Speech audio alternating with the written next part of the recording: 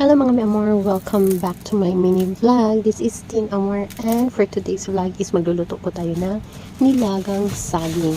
So ayan, napiprepare na po ako para ilagay yung saging sa kaldero at ating lulutuin at pakuluan. So ayan, nilagay ko na siya. Maliligo kasi kami ng dagat. So ayan.